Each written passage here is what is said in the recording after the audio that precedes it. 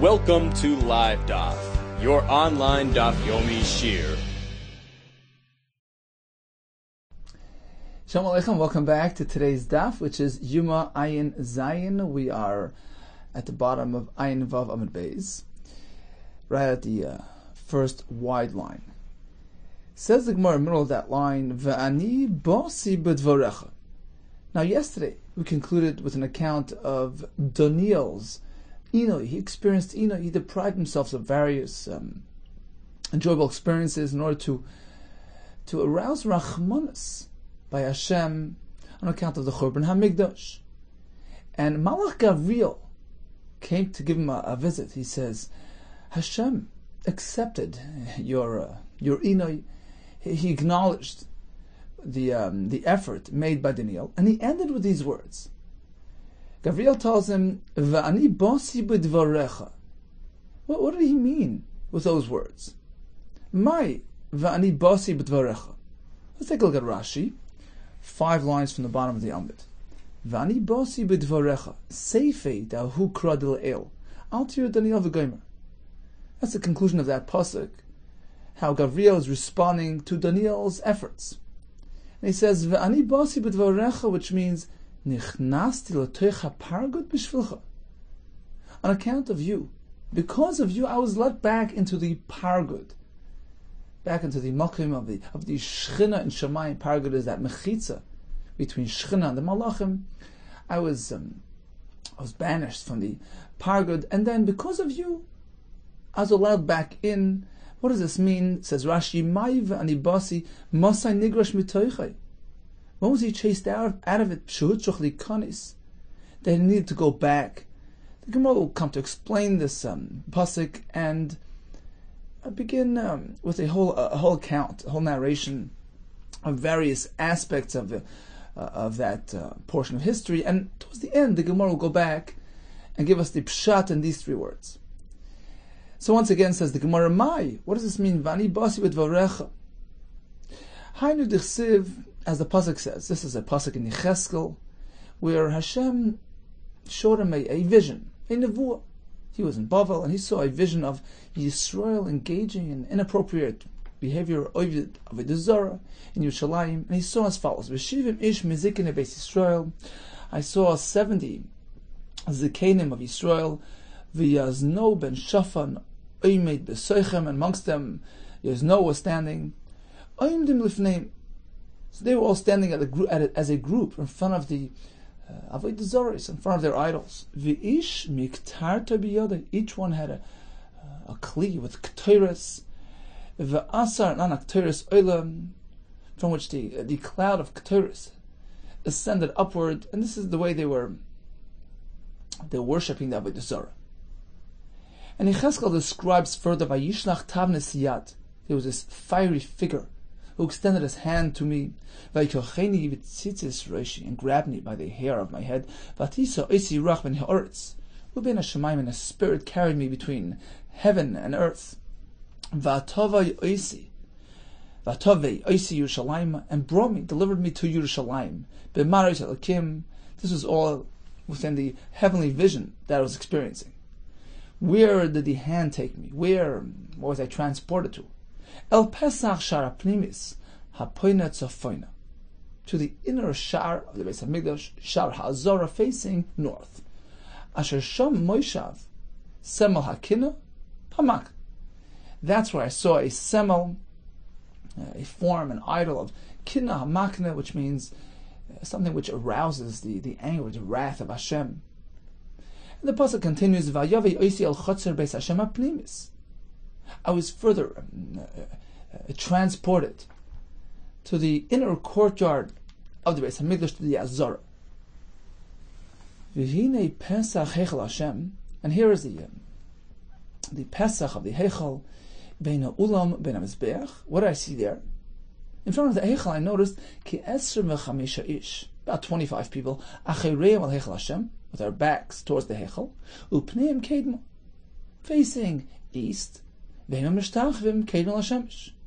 bowing to the sun, doing Avodah Zarah. Now, he had a question. The Gemara is Shaila. The fact that the pasuk describes them as facing east. Don't I know?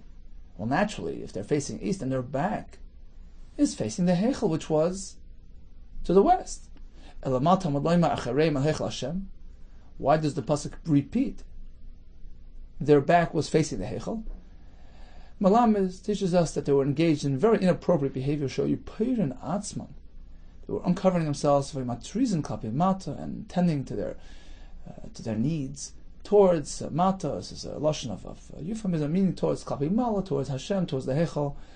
So on the one hand, they were worshipping Avodah Zarah, bowing to the sun, and at the same time uncover their backs and tend to their needs. Klapi Hashem.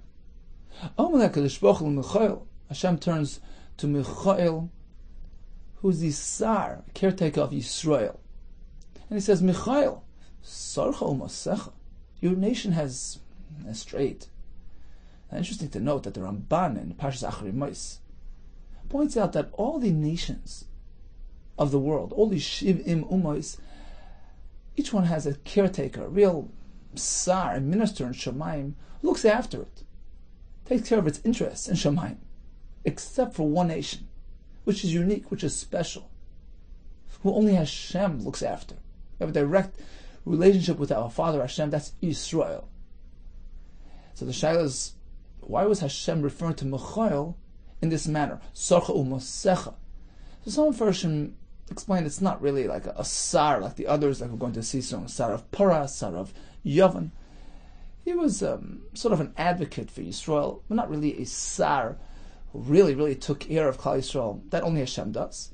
What the Ramban says, perhaps this concept is only in Eretz Yisrael itself, but if Yisrael are found throughout the world, then there's also some sort of a Sar, Michael, that has to look after the needs. In any case, Sarcha u'masecha, what are we going to do with Klal Yisrael? Look what's going on. Amal fun of Rebbeinu Shalom. So Michael turns back and he says, Rebbeinu Shalom dahi la'tayvin shebehem. Why can't we suffice with the good ones amongst them? Look, there are tzaddikim here that aren't involved in Avodah Zarah. Be moichel, everybody on account of the tzaddikim. Amalei Hashem responds, Ani soyref oisam v'latayvin shebehem. I'm going to burn the Rishaim and the tzaddikim. Why? It says Tosis Yishanim based on the Gemara Shabbos. Lefi shelo yimichu. They're also held accountable. They didn't protest. They should have been moicha on the Avodah Zarah. So they're also considered guilty. Miyad, immediately what happened? Vayomer li'ish levush habadim. Hashem instructed the Ish levush habadim, which is Gavriel, Rashi says. The Ish who was dressed in white linen. The Malach Gavriel, who as we learn in Maseches Pesachim, may remember, is the Malach Shel Eish. So he got the following instructions: burn Yerushalayim. Vayomer, he told him, Boy el beines lagalgal. Go to between the wheels. Well, these are heavenly things going. We can't relate to them. It's part of the heavenly orchestra, heavenly system, the Merkava. He says, go between the galgal el tachas l'kruv, beneath the kruv, one of the forms of the Merkava. Fill your cupped hands, like the Kohen Gadol Yom Kippur. Fill them with gachle with burning coals. Mibenis like kruvim, which you will find between the kruvim. Uzroik ala'ir, take the coals and toss it onto Yerushalayim and burn it. So this is Yecheskel speaking. He's describing what happened. Vayavoy le'enoi, indeed, says Yecheskel, I noticed all this happening. This indeed took place in front of my eyes. Miyad, immediately what happened? Vayishlach hakruves yodoi. So instead of Gavriel reaching directly to the coals, the kruv, he instructed the kruv to pass it over to him. And the kruv, this form in Shemaim, extended his hand. Mi benes la kruvim, ela eish, asher benes la kruvim, between the kruvim to the eish that was lying there. Vayisa v'yitein, el chafnei levushabadim. And the kruv scooped out some coals and passed it over and put it into the chafnei, into the cupped hands of Gavriel levush habadim. Vayikach vayetzai. and he took the coals and he left. So he added another step, which he wasn't supposed to add. Instead of reaching directly to the coals and taking it, he asked the kruv to pass it on to him. So this extra step served to somewhat mitigate the einish, to cool off the coals a bit. Amar Rav Chana bar Bizna Rav Shimon Chasida, indeed, not for the fact that the coals had a chance to cool off a bit. Miyada shel kruv, liyada shel Gavriel, when they were passed from the kruv to Gavriel, when yishtayru misayin ein shel Yisrael, sorry the polit. There would have been no one left from Yisrael. Sorry the polit, a remnant to survive, and nobody left. So he minimized, he mitigated the einish by allowing it to cool off. Uksiv, and the pasuk describes further. So once again, Gavriel, Asher Akeses b'Masnav, who had this inkwell hanging from him, Meishiv Davalemer, he came back to report that he was Mekayim the Shlichus. Job well done. I did exactly as you instructed me to do. Now he got punished. At that point, they banned Gavriel. They sent him away from the Pargut.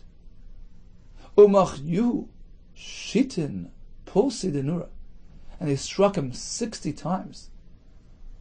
Shitin Pulsi Dinur, with 60 Pulsi clubs, Dinura, of fire. Why? Amrulay, they told him like this. We don't understand. Suppose you would not have carried out your job. Suppose you want to delay things, to procrastinate. Perhaps Klal Yisrael would do tshuva, in which case they'll be absolved of this sin, of this einish. Okay, then we would have understood. Lo yadis, you wouldn't have done. But yadis, if you carried it through, if you went and did it already, amay lo yadis kidefakduch, why didn't you carry it out the way it was instructed? You deviated. So that's the first offense. V'oid, an additional offense. The abdus, even if you would have carried it out 100%, why'd you come back? Why'd you return with a negative report? Leslach, don't you know? Ein meshivin al kalkala? What is that meant to come back and respond and report badly? In fact, there's a pasuk, u'moitzi diba huksil. You remember we had this back in Psachim, the beginning of Gimel Beis.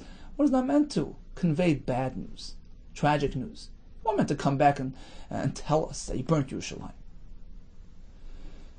In fact, people say that there's a levaya today. You're not meant to express bad things. So, two things you did wrong. You didn't follow instructions, and you meishiv al kalkala. So, as a result of this, he was sent away from the Pargud. I saw the Dubil. Instead, they brought Dubil, Sora de Parsoi. He was the minister, the Tsar and Shemayim for Persia. The Mepharshim bring the Gemara of the Zohar that Paras is described as a doiv, as a bear. A doiv doesn't rest for a second. He's running to and fro. He's full of energy and adrenaline, eating and running. And the Tsar of Persia is named accordingly, Dubil, like his nation. So they brought the Tsar Dubil, v'ukmei b'charik, and they replaced, they put him into position behind the Pargud, whatever role Gavriel was playing up until that point. Now Dubil took over. V'ukmei b'charik, they put him there instead of Gavriel. V'shimish esrim b'echad yoyim, and he served in that position for 21 days. This represents the 21 days of Avelis, Mepharshim point out, between Yud Zayin B'Tammuz and Tisha B'Av. So he dominated at that point. He was Mishamish instead of Gavriel. Hainu D'chsiv, that's Mishan the Pasuk, which is describing what Gavriel told Daniel. V'sar Malchus Paras, Oimed L'negdi, Esrim V'echad Yom. These are the 21 days that the Tsar of Malchus Paras was standing before me, and I was trying to battle him. to weaken his koyach, his domination on Yisrael. And suddenly Michael, one of the first ministers, perhaps first meaning the most important, he's the Michael associated with Klal Yisrael, Bal Azreini came to help me to overpower the Sar of Paras. And I was standing there throughout that period to oppose the Malchi Paras. So what happened? Yehovulei Eshem v'chad Malchi.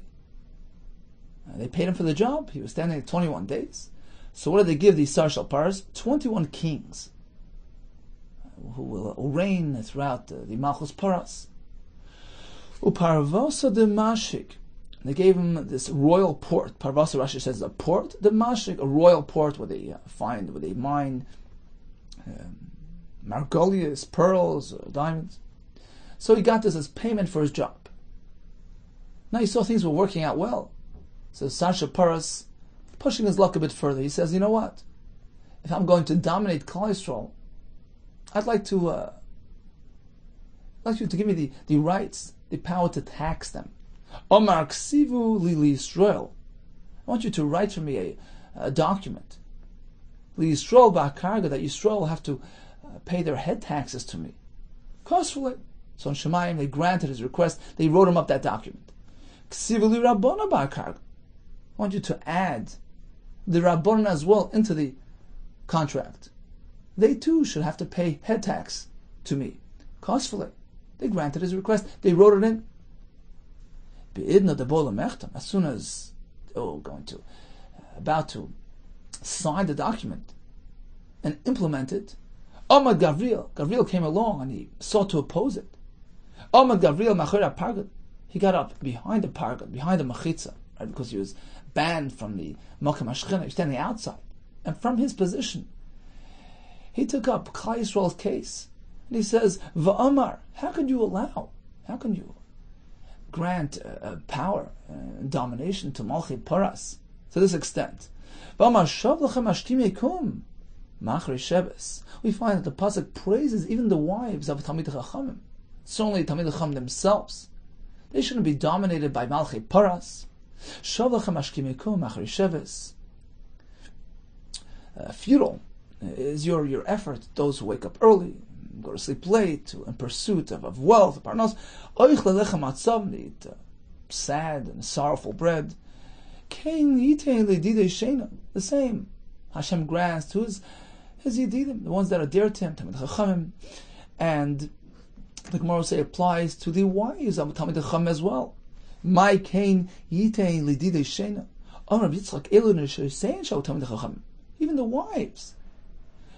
Shemanadei Shena. Me'eineim. Boyim Hazeh. Lididei Shena means they deprive themselves, they deprive their eyes of sleep. Lididei of Shena, the Menadet Shena. Boyim Hazeh, waiting for their husbands to return from Beis Medrash.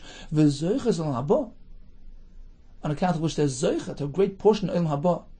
How can you allow the Melech of Paras to charge the head tax from Talmidei Chacham, their head taxes, and meshabed them and make life difficult for them? They're meant to be free from this type of influence. So despite this protest voiced by Gavriel, they didn't pay attention to him. So he turned to the source, to Hashem himself, Amar Lafanov. Rebbeinu Shalaylam. Im Yiu Kol Chachmi Umes Oilam. B'Kaf Maznai. Take a look of all the scholars and professors found throughout all the universities and colleges throughout the world. You take them all together and put them on one side of a scale. Daniel ish chamudes b'Kaf Shnia. And one Yid, one tzaddik, Daniel ish chamudes. A man of purity. As we went yesterday, he was engaged in purification, in affliction, on account of Klal Yisrael and the Shechina. One man, one tzaddik, quality. V'Daniel ish chamudis b'Kaf Shnia, on the other side of the scale. Who's heavier? Who weighs down that scale? Who has more value in your eyes, Hashem? Lo nimtza machriyas kulam. Isn't Daniel going to weigh everybody down? He's way more valuable. How can you grant the Melech Paras domination over the Talmidei Chacham Omar HaKadosh Baruch Hu, who is this? Who is that voice that I'm hearing? Who is advocating for my children? Amr Lefanav. So he told Hashem, Ribono Shel Olam Gavriel. It's actually Gavriel, standing outside the paragod, outside the Mechitza. Amr Lehem Yaveh. He told him, bring him in. Shenemar, Vani Basi B'dvarecha. That's what Gabriel meant. He tells Daniel, by mentioning your name, by including you in my advocacy to Hashem, my Bim Lametzchus for Klal Yisrael, because of you and your madrigas, I was allowed back in to the paragod. Amalu Leil, Hashem tells them, bring him in, let him enter.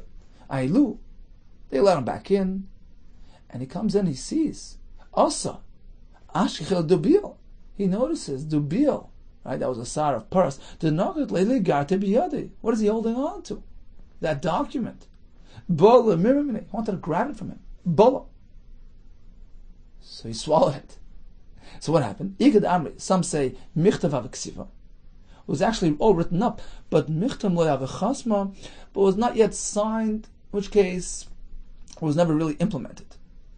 There's another version, Ikad Amri. Some say Af Michtam Navi Avachatma was actually signed, but what happened? Kedebale, while the Melech Paras, the Sar, was swallowing it, Machik Laminei, some of the signatures, some of the document got erased. And that's what we find an interesting thing. Some Jews pay taxes, and some don't. Hainu de Malchus of the Paras. That's why in the Malchus of Paras in Persia, Ikad Yoav Karg, some pay the taxes, Vikad Lev Karg, and some don't. Because he was left with half a document. So you had half of Shlita, half domination. Some pay, some don't pay. The pasuk continues further. Vani Yoitze. Gabriel is describing as he's leaving the area. Vine Sar Yavin Bo, and I see the Sar of Yavin of Greece arriving, which is symbolic of his empowerment. The fact that he was given the rishus to enslave Klal Yisrael. Avi. So he rang out, he cried out in protest. This is Gabriel, that Greece should not dominate Yisrael, and there was nobody to pay attention to him. And indeed, we do find that in history. Malchus Yavan dominated the world and dominated Klal Yisrael. There was a Golus Yavan, as per this description, the fact that he was given Shlita despite Gabriel's protest. So we find that Sar Shal Paras had domination, Sar of Yavan had domination, and this corresponds to the Goliath that we experienced throughout history. So that's the Pshat, Vani Basi V'dvarecha. Because of you and your madregas and your purification, your tahara, I was let back into the paragod, and I was able to obliterate some of the exeris. Continues the Gemara. We're looking for sources. What do we find that these 5 things, right? Achila v'shtia, sicha, rechitza, nilas hatzanda, otash shamita, are considered inui experiences of discomfort and affliction, in which case one is meant to abstain, right? One is meant to abstain from these things in Yom Kippur, to be mekayim v'nisem sam shesech. So yesterday we found a makar for sicha and rechitza from that pasuk by Daniel, described as being engaged in inui. And what did he abstain from? Pasuk says v'soich lo sachti. Sicha means smearing. V'soich lo sachti, the extra pasuk, referring to rechitza as well. So he refrained from rechitza and sicha, and he was engaged in inui. So we see those things are called inui. We actually have another pasuk for sicha, v'toivel kamayim b'kirboy v'chashem batzmoisav. And the Gemara says, just as shtia is asar in Kippur, likewise kashem batzmoisav, sicha, smearing oneself with oil, is also asar as well. So we have 2 makaris for sicha.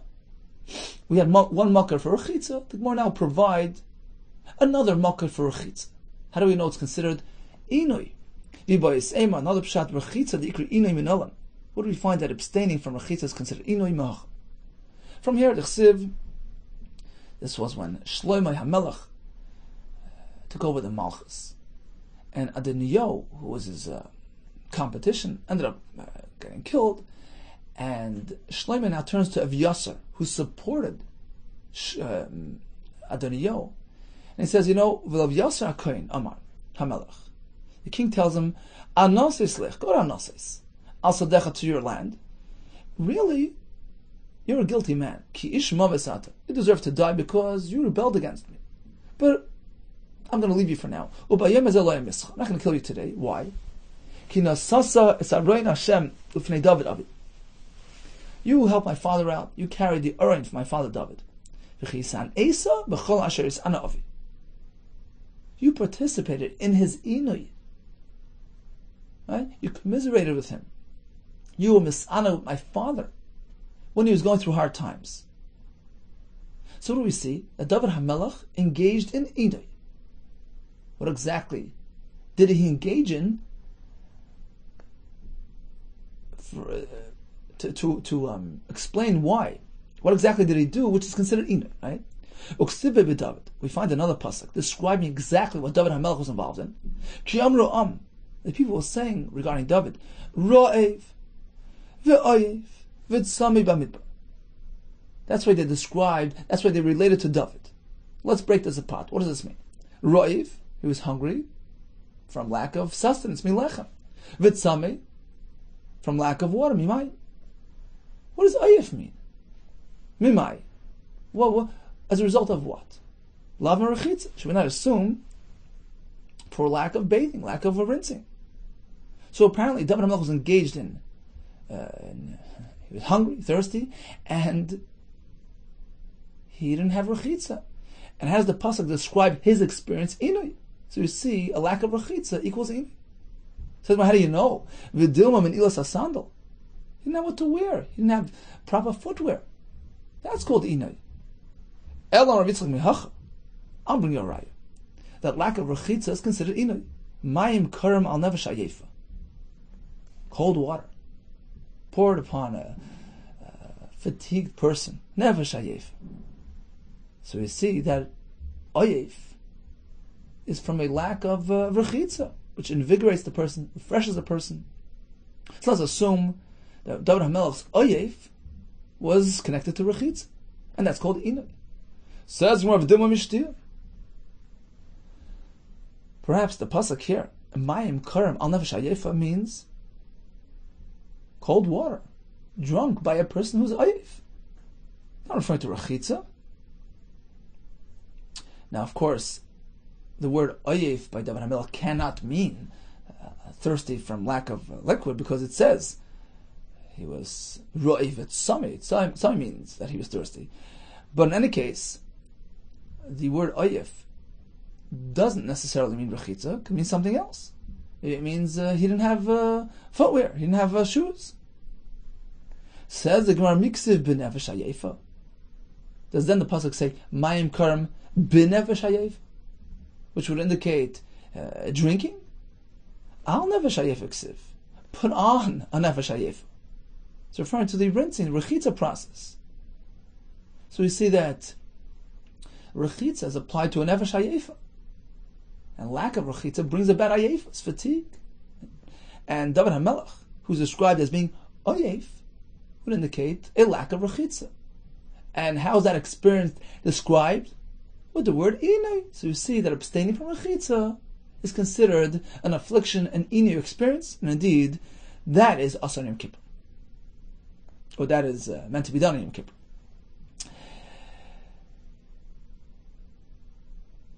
Says the Gemara, Uni'ilas hasandal minola.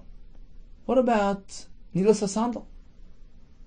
Refraining from wearing shoes. How do we know that that's considered inui and required in Yom Kippur? Once again, back to David HaMelech, who experienced inui, and included in that experience, Gemara is going to prove, was a lack of adequate footwear.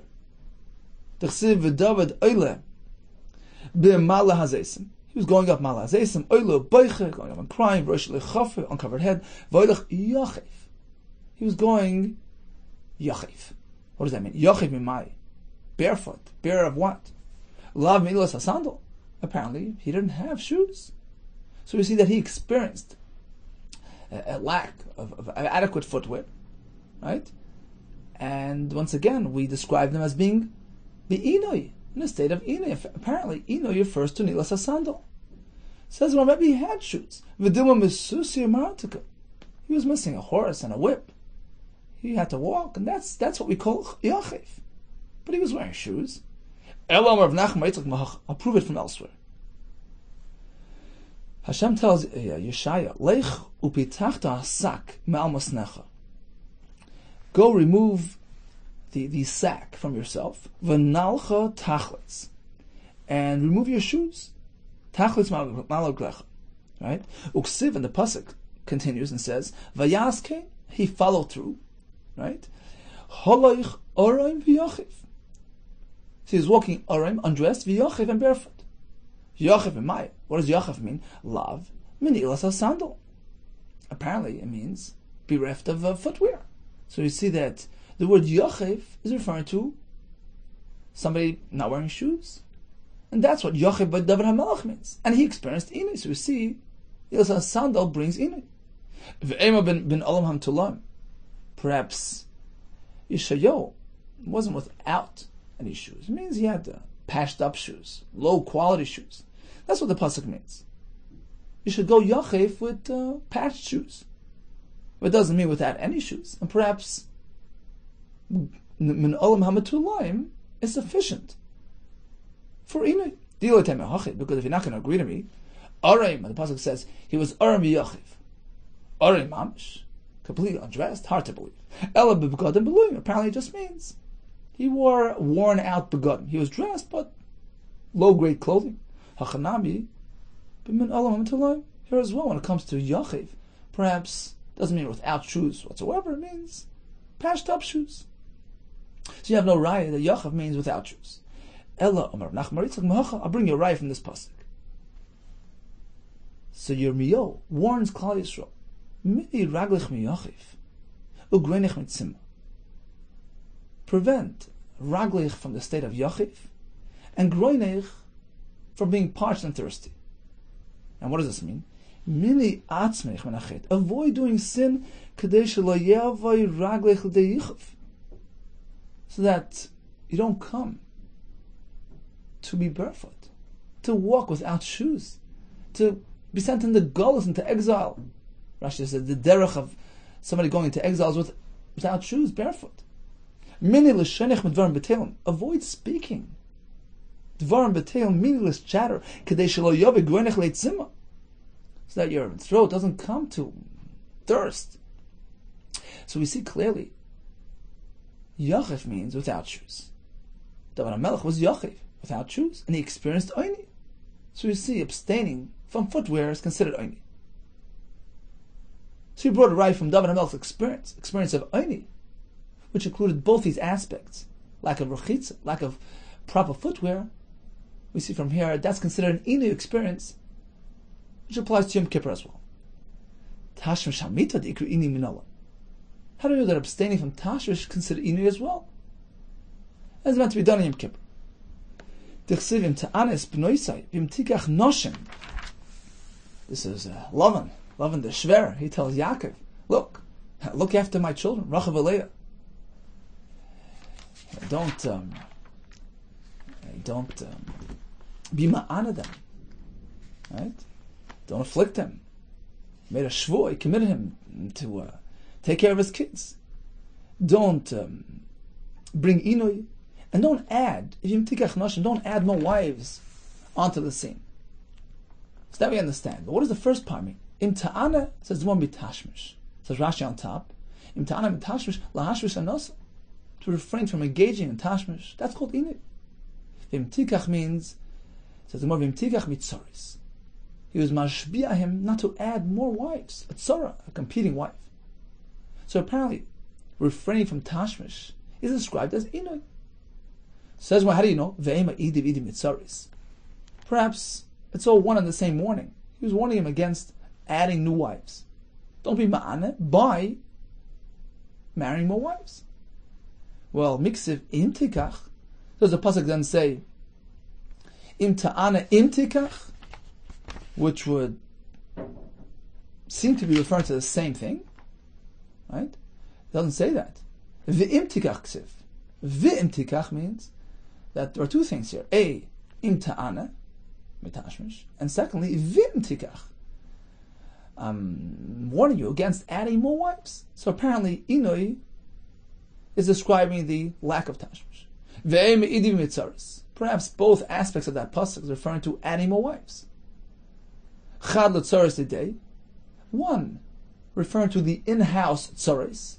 He was warning him against upgrading Bilha and Zilpa to the status of regular wives, in which case is going to introduce new competing entities onto the scene. So that's tzaris didei, in-house tzaris. V'chad l'tzaris de'asli me'alma. The second part of the pasuk, v'im tikach, he's warning him against acquiring new wives from outside. So perhaps it's unrelated to tashmish, to oina.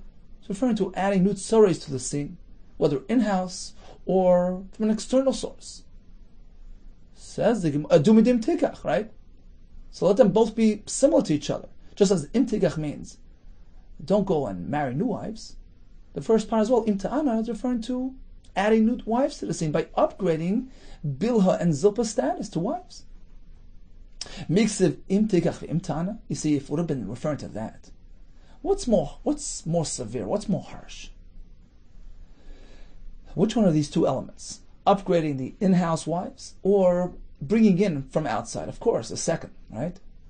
Bringing new wives from the outside is more difficult to bear. So in which order should he have spoken? He should have first addressed the more serious offense, right? I'm warning you against marrying new wives from elsewhere. And then added, well, not only that, even this. Right? Even upgrading Bil and Zilpa is unacceptable. So the pasuk should have listed it in that order. And it doesn't. Miksiv im tikach v'im tana. Does then the pasuk say, I'm warning you against marrying new wives, and also im ta'ana, against upgrading the status of Bil and Zilpa to consider them as wives? It doesn't say it that way. Rather, im ta'ana v'im tikach siv.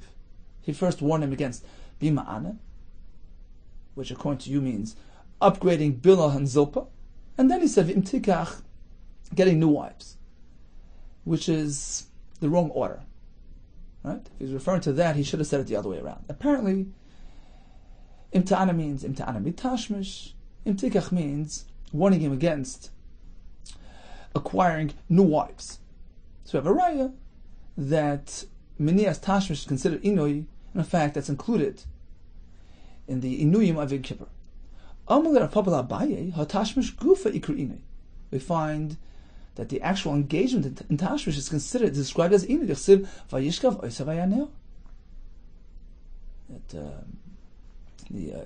By Dinah, right? Shechem, he engaged in tashmish, and it's called inui vayanel. So we see that this type of activity, whether it's a forceful engagement or over-engagement, is considered inui. So, how could you say that inui and Yom Kippur is considered refraining from tashmish? We see the other way around. Amalei, so he responded, you know what the pshat there is? Hasam she'ina mebias achiris. So Rashi in the first pshat says, Shoysam es avalei v'loi ba'aleo ba'inasei b'yamim she'amda etzlei. That her desire was aroused by him, and then when he refrained, that was considered the inui. So we see that minias tashmish indeed is considered inui. So in any case, we have rayas to all three things: sicha, rechitza, four things: sicha, rechitza, nilas asandal, tashmish shamita. Sicha we had from Daniel, v'sechlei sachti. He engaged in inui. What was included in that? V'sechlei sachti, rechitza and sicha. We have the other pasuk of, we find sicha is equated to shtia, pasuk in Tehillim. And furthermore, we find by David HaMelech who engaged in inui. And included in that was abstaining from rechitza and nilas hasandal. And regarding tashmish hamita, imtan es ploisai, which is referring to refraining from tashmish, is considered inui as well. Tan rabbanon asur lirchitz miksas gufay kechal gufay. Just as one can't rinse his entire body, he can't rinse even part of his body. Now, Taisus Shana points out that even according to the Shittas, that all these inuyim amin HaTorah But if it's only miktas gufay, it's certainly only midrabanan. Continues the brayso. Let's say he was dirty with mud or dirt. Go and rinse it off without any concern. That's not called rechitza shel tanuk. It's not an enjoyable experience. That's not considered bittul of inui. Also losuch miktas gufay kechol gufay. Likewise, when it comes to sicha, one can't smear oil, anoint even part of his body, just as he can't his entire body. If he was ill and he needed it, he had some sort of scabs in his head, in which case he's adding oil, not for a tonic purpose, but for refuah purposes. He can smear properly without any concern. An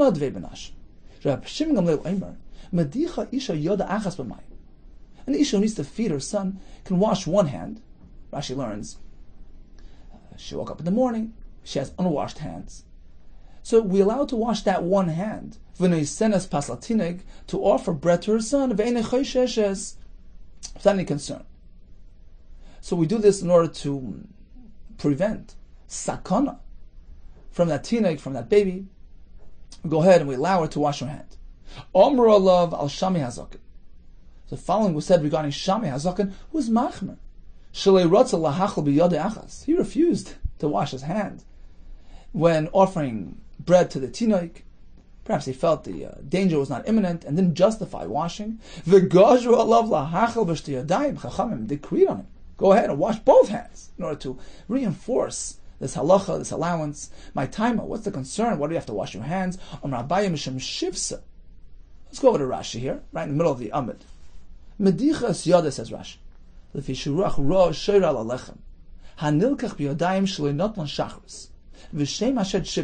Concerned about a shed shipsa, which comes around and can endanger the child when somebody offers him bread with unwashed hands. Atresis says, unwashed hands, that wouldn't be a concern. Of course you could wash your hands in the morning. It's no worse than washing tit and soya off your hands. The Ran says, spiritual dirt and impurity is no less than physical dirt. That's not called rechitza shel tanug. Anybody can wash their hands in the morning to remove the shade and the rachra that comes throughout the night. Tesis learns that this shibsa concern over here in Al Gemara is even regarding washed hands, a special shade that would come around if one offers food to a child before having washed his hands specifically for that purpose. But Tesis ends off that Bizman Hazeh would not nizar. We don't have that evil spirit in our areas. He says, it's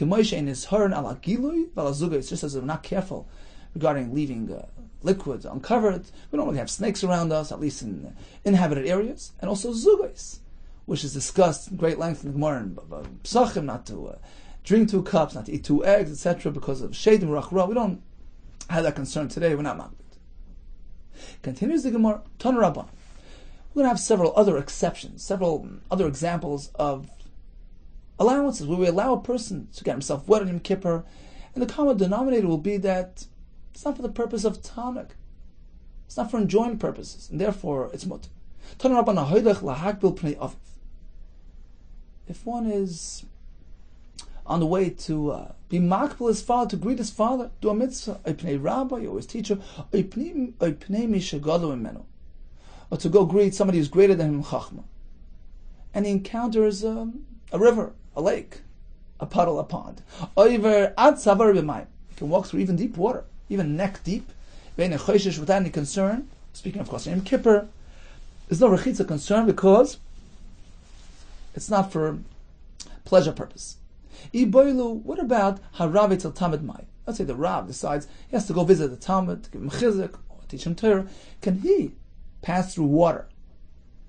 Tashma, the svar would be perhaps it's not so visible that he's going to do a mitzvah. He's the Rebbe going to the Talmud, so perhaps we don't allow it. What is the halach? Tashma, listen to the Rebbe. The Amar of Yitzchak bar Rachana, Anoch Hazita, he testified. He says, I observed Lizairi, Ziri, who was the Rebbe, the Hazal Gabi Rav Chia bar Ashi Talmidei. He waded through water to reach his Talmud, Rav Chia bar Ashi. Apparently it's okay. There's another version of this event. Rav Ashi Omar, no. was actually a Talmud on the way to the Rebbe. Hahu Rav Chia bar Ashihu, the Azal Gabed Ziri Rabbi. It was a Talmud going to Ziri, his Rabbi. Rava Shorah Livnei Aver Yamina. Rava allowed the people living in Aver Yamina lemever b'maya, to pass through water on Yom Kippur, l'mturi peri, to go reach their fruit, to go wash their peris. Chacham allowed this on account of hefsed moment, to avoid monetary loss. Amalei Abai l'Rava, Tani the Messiah, I have arrived from a brayso to you. Shoymrei peris, oivrin atzavaron b'mayim ein chayshishin. The peris watchman can pass through water without any concern.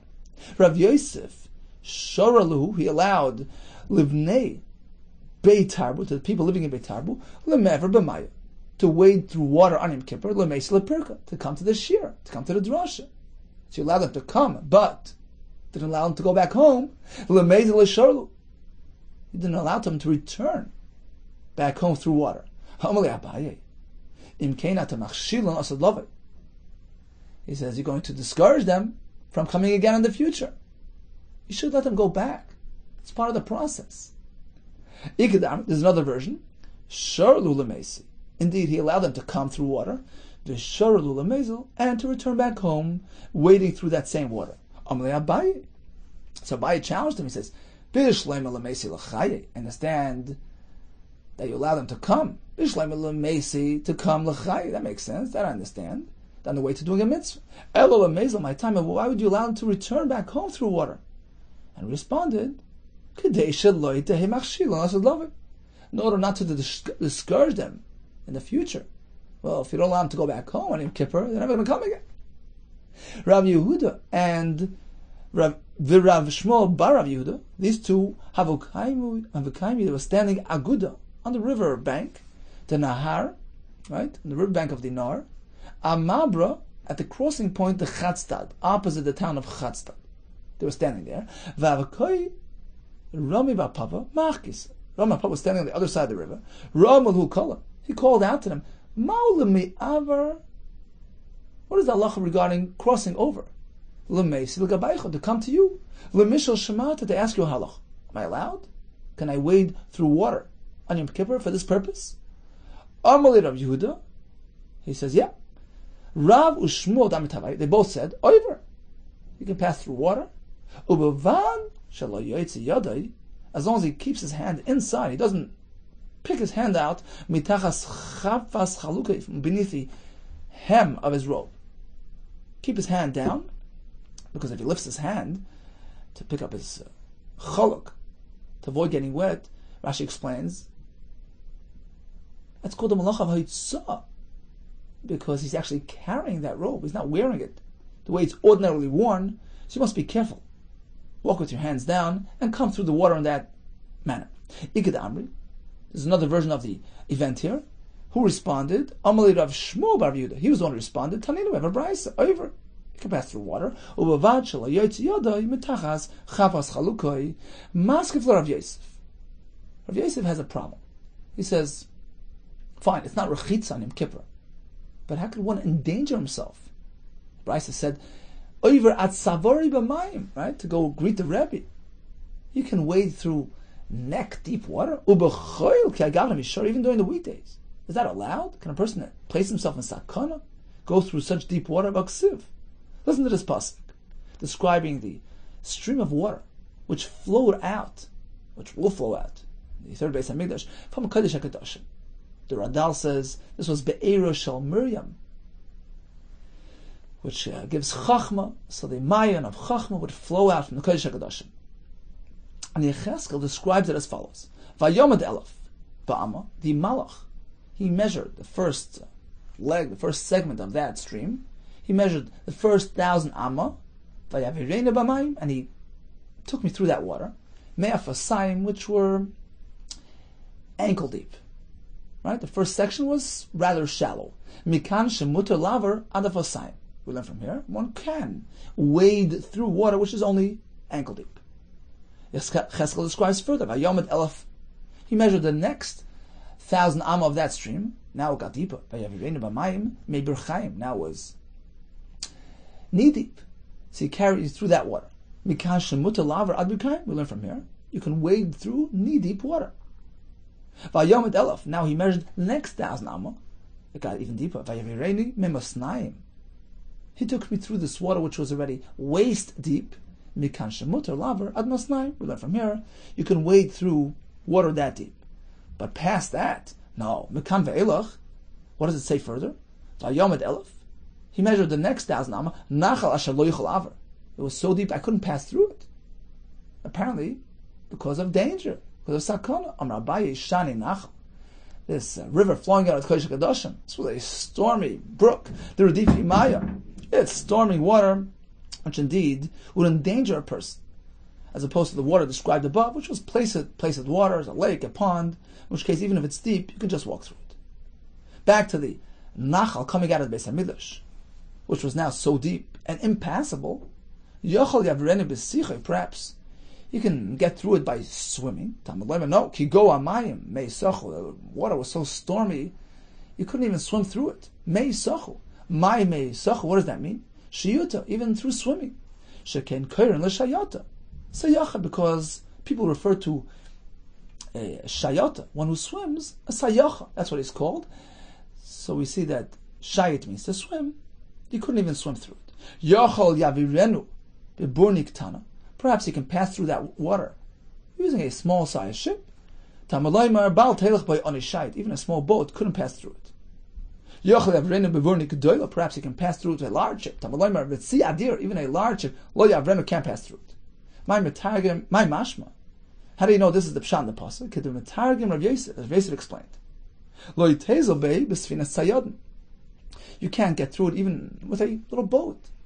A boat used by the fishermen, by the tzayodim. Uburni rabasi like siguzena. Likewise, a large ship can't pass through it. Amar Yehuda ben Pazi, af malachamavis, ein rishus laver b'seich. Even the Satan malachamavis has no access. This is Be'er Shal Miriam Chachma.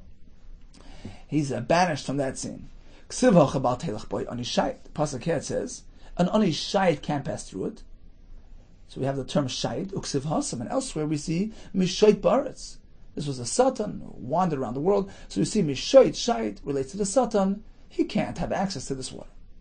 Omar of Pinchas, Mishum of Huna, Tzipura, Mayon Hayoitzi, Beis Kodesh HaKadoshim. This stream coming out of Kodesh HaKadoshim, Betchila, initially, it's very small. Doim Elekain Chagavim. It was very small and thin, like the antenna of a grasshopper. Kivin Sheigel Pesach Hechel. So that's at the first point, when he left the Kodesh HaKadoshim. But once it flowed further to the Pesach Hechel, it widened a bit. Nasa kechut shel shesi. It widened to the thickness, the width of the chut shel shesi, like a vertical thread in the loom. Kimish shegel ulam. Once it proceeded further and got to the ulam, nasa kechut shel erif. Now it was already wider. It took on the thickness of the horizontal thread, which is thicker. The horizontal thread in the loom. Once it got to the Pesach Hazara, it widened even more. Nasa kepi pachkatan was as wide as the opening of a small jug. Finally, the snan, as the Mishnah says, the waters which are now the size of the opening of a pach of a jug, asidin lias yoitzin mitachas miftan abayis, is going to flow out from the Pesach of the Beis HaMikdash. Mikan ve'elach, past that point, what gets stronger and stronger and deeper, ad shemagel Pesach Beis David, until it gets to that point. Kiva shemagel Pesach Beis David, at that point, nasa kenachal shoytef, was a stormy, gushing nachal, sheboy reichsen, zovin, v'zovois, nidas v'yoldis, all its meim, can use it as a mikvah. Shenemar, bayim here mekor niftach, lebeis David, lasad lava is going to be a source of water, flowing out, lebeis David, uli yoshu yishalayim, going to be used, lachatos, that's the paraduma water, uli nida, for the tmeim. Amar of Yosef, mekan remez lenida, shetzricha leishev. We have a remez from this pasuk that a nida, when she's tevel, she has to stand, or some say sit or stand, at savar b'mayim. She has to be able to stand. The mikvah has to be deep enough that when she stands, it reaches up until her neck. Some Farshim explain because this would avoid any sort of chatzitza. So rather than crouching down, you stand straight up to avoid any folds which would prevent the water from entering. So a tameh has to stand upright, and the mikvah has to be that deep. How do we know this? Right? Pasuk says, so it has to be big enough. So you have to actually immerse yourself completely, stand there, and have the water reach your neck. Says the Gemara, no, actually, Halacha does not follow the Shita. You could have a shallow mikveh. Of course, you have to make sure that the water reaches all areas within the person, but that's sufficient. Okay, quick chazar of today's daf. We had a mocha that the term ini relates to lack of sicha, rechitza, nilas hasandal, tash shamita. We learned that rechitza or sicha, which is not tanag related, is mutar, and the Gemara described the nachal flowing out from Kodesh HaKadoshim, the Beis HaMikdash, Asad Lavai, Mer Rimenu, Amen.